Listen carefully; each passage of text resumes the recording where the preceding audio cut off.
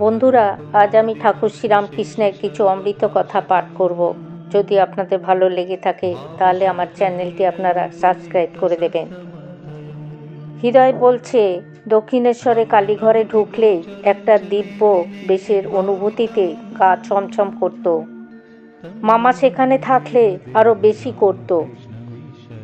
তখন তিনি যেভাবে পুজো করতেন তা দেখে মনে ভক্তি বিস্ময় জাগলেও সর্বদা ভয় হতো। রানী রাসমণি ও মথুরবাবু জানতে পারলে কি উপায় হবে।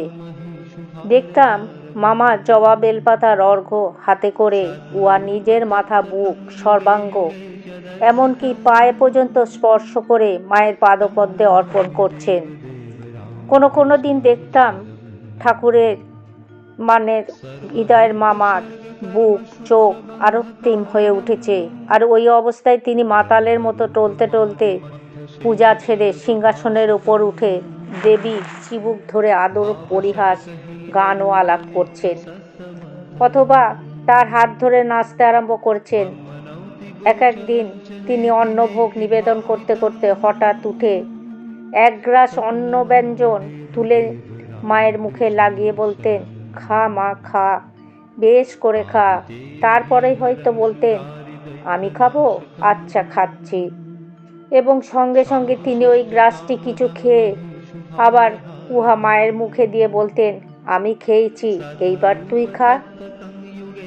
একদিন ভোগ নিবেদনের সময় একটা বিড়ালকে ম্যাও ম্যাও করতে দেখে মামা বলছে, খাবি মা, খাবি, বলে ভোগের অন্ন তাকেই খাওয়াতে লাগলেন।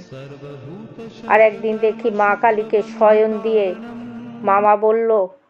মামা বলছেন যে, আমাকে কাছে শুতে বলছিস, আচ্ছা শুচ্ছি, এই বলে মার রূপর খাটে কিছুক্ষণ শুয়ে রইলেন। আবার পুজো করতে বসে মামা এমন ধ্যান করতেন যে বহুক্ষণ তার কোনো বাহ্য জ্ঞান থাকতো না। প্রতিদিন ভোরবেলায় মামা মা কালীর মালা গাঁথবার জন্য ফুল তুলতেন। তখন দেখতাম তিনি কার সঙ্গে যেন কথা বলছেন, হাসছেন, আদর আবদার, রঙ্গ পরিহাস করছেন। আর রাত্রে তো তিনি আদৌ ঘুমাতেন না। যখনই জেগেছি তখনই দেখেছি তিনি ভাবের ঘরে কথা বলছেন, গান করছেন, অথবা পঞ্চবটিতে গিয়ে ধ্যানে নিমগ্ন হয়েছেন। পূজার সময় ঠাকুরের নিয়মবিহীন ও স্বাস্থ্যবিরুদ্ধ আচরণগুলি দেখে হৃদয়ের মনে আশঙ্কা হতো, বাবুরা এসব জানতে পারলে মামার চাকরি যাবে। কিন্তু মামাকে এ বিষয়ে বলেও সে কোনো ফল হলো না। অন্যদিকে কার কাছে কিছু কথা প্রকাশ করে পরামর্শ নেব তারও উপায় নেই, কারণ কাউকে কিছু বললে বিষয়টি একটা জানাজানি হয়ে যাবে এবং বিপদ উপস্থিত হবে। তবে যাহা প্রতিদিনের ঘটনা তাহা বেশি দিন চাপা থাকে না।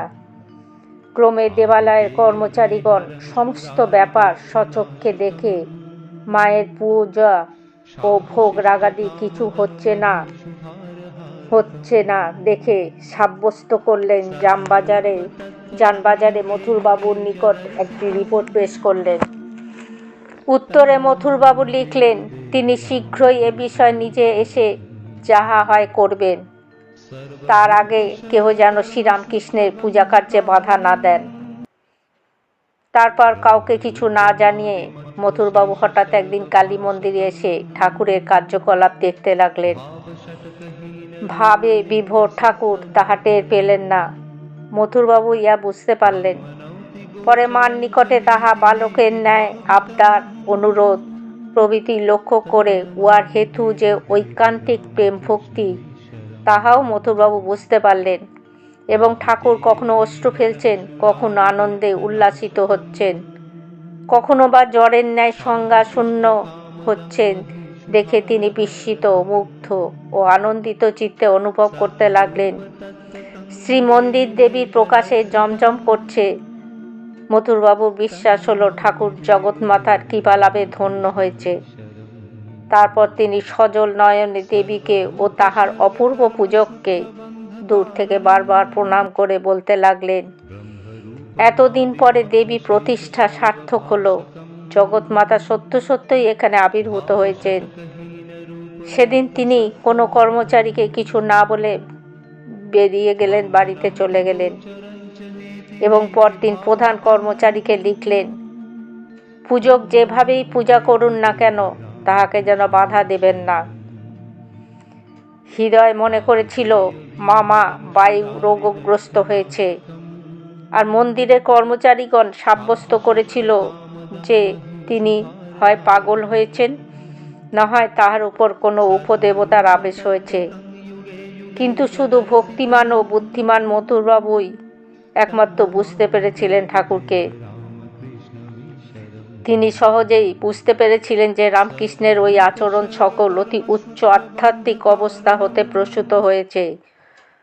বস্তুত ঠাকুরের মন এখন বৈধি ভক্তি বিধিবদ্ধ সীমা অতিক্রম করে প্রবল বেগে প্রেমা ভক্তির উচ্চ মার্গে ধাবিত হয়েছেন।